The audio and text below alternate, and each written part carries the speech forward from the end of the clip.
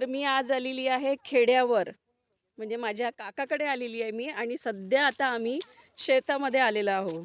मी, माझे मिस्टर, माझे चुलत भाऊ वगैरे, मुलगा, आम्ही सगळे आता शेतामध्ये आलेलो आहे. आणि शेत म्हटलं की ते शेतच असते. शेताचा फील हा कुठे शहरामध्ये येऊ शकत नाही. त्याच्यामुळे आम्ही जेव्हाही कधी खेड्यावर येतो, तेव्हा आवर्जून बिलकुल शेतामध्ये येतोच. कारण माझ्या मुलाला पण या गोष्टीमध्ये खूप इंटरेस्ट आहे. त्याला खेड्यात राहायला, त्याच्या बाबाला पण आणि त्याला पण. त्यांना खेडं, शेत या गोष्टी त्यांना खूप आवडतात. त्याच्यामुळे आणि तशी पण आपल्या मुलांना आपल्या संस्कृतीची, आपल्या सगळ्या गोष्टीची ओळख करून देण्यासाठी त्यांना शेतात नेणं वगैरे पण आवश्यक आहे. त्यांना पण तर माहीत असलं पाहिजे ना सगळ्या गोष्टी. तर आज इथे येऊन व्हिडिओ बनवण्याचं असं काही विशेष कारण नाही. पण चला म्हटलं त्यानिमित्ताने आज तुम्हाला माझी ओळख करून देते. तर मी शीतल पारिसे तुम्हाला माहीतच आहे आणि मी विदर्भामध्ये राहते, अमरावतीला. तर आमचं हे गाव अमरावतीपासून जवळ आहे, फार असं लांब नाही आहे. मी, माझे मिस्टर आणि माझा मुलगा असं आमचं तिघांचं कुटुंब आहे. तशी आहे आमची फॅमिली, माझे जाऊ, सासरे, सासूबाई आहे. तर माझं शिक्षण म्हणाल तर माझं BA DED झालेलं आहे. पण जॉब काही मला नाही. म्हणजे मी जॉबसाठी खूप ट्राय केलं, खूप प्रयत्न केले, खूप परीक्षा दिल्या, पण जॉबचं काही झालं नाही. त्यावेळी खूप इच्छा होती की आपल्याला जॉब लागला पाहिजे. आपण जे शिक्षण घेतलेलं आहे, तर जॉब लागायला पाहिजे आणि त्या दृष्टीने मी प्रयत्न पण खूप केले. पण आता असो, जॉब नाही लागला. त्याच्यामुळे मनात कुठेतरी एक होतं की आपणही आयुष्यात काहीतरी करावं, आपल्या पायावर उभं राहावं, अशी खूप इच्छा होती. आणि आता यूट्यूबच्या माध्यमातून मी प्रयत्न करून पाहत आहे की काय मला कुठे सक्सेस मिळू शकतो का. तर प्रयत्न करून पाहायला तर काही हरकत नाही. मी आजपर्यंत आयुष्यात खूप प्रयत्न केलेले आहे. त्याच्यामुळे आताही हा एक प्रयत्न करून पाहायला काहीच हरकत नाही आहे. म्हणून मी आता हा यूट्यूबवर प्रयत्न करत आहे. तर आता पाहू किती आपल्याला यश मिळते. तुम्हाला आवाज येत असेल कदाचित, कारण तिकडे नाही, या सगळ्या लोकांचा गोंधळ चालू आहे. ते विहिरीमध्ये सगळे पोहायला उतरलेले आहे आणि त्यांचा आवाज येत आहे. सगळे त्यांना कोणाला ट्रेनिंग देणं चालू आहे. DEDचं शिक्षण घेण्याचं पण त्यामागे पण एक कहाणी आहे की माझ्या वडिलांची खूप इच्छा होती की मी DED करावं. त्यांनी मला सायन्स घेऊन मी DED करावं अशी त्यांची इच्छा होती.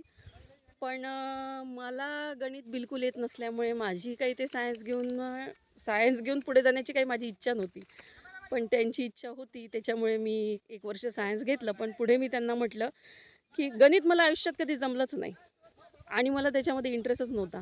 मी सायन्स सोडून दिलं.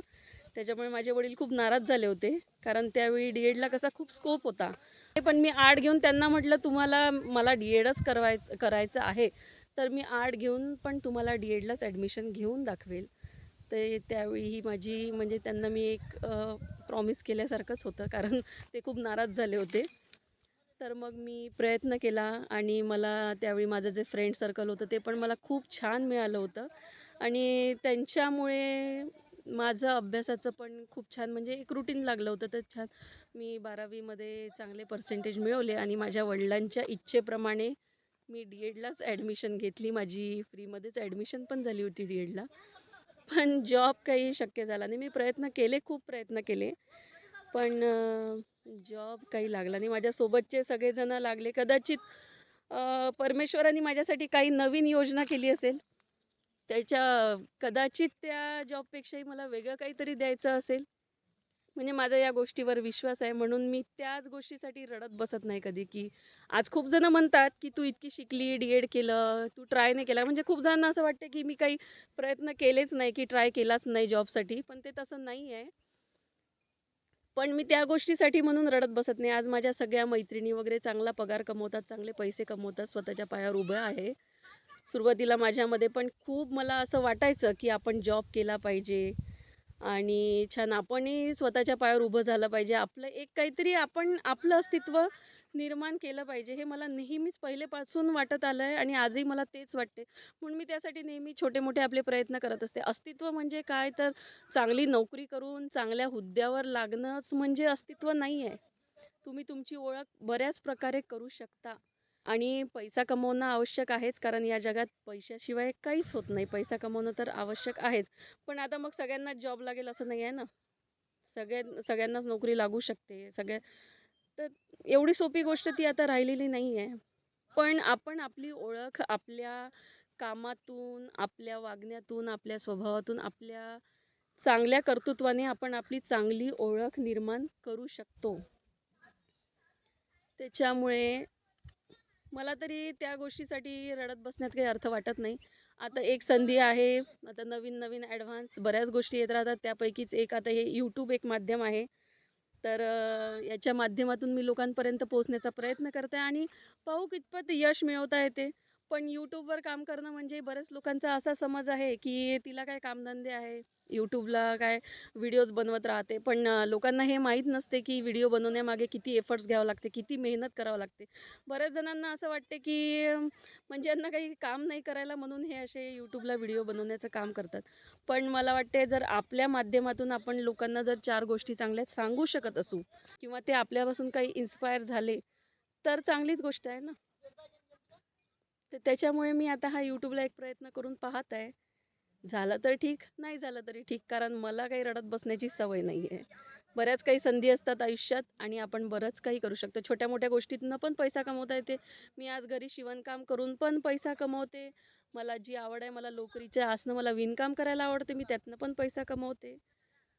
फक्त एवढं आहे, की समाधान असणं आवश्यक आहे. आपण जे कमवतो, तेवढ्या गोष्टीमध्ये आपल्याला समाधान असणं आवश्यक आहे. कारण आज आपण लाखोनी जरी पैसा कमवला, तरी पण मग आपल्या गरजा तर तेवढ्या वाढतच राहतात. आपण जेवढ्या प्रमाणात पैसा कमवू, तेवढ्या प्रमाणात आपल्या गरजा वाढतात.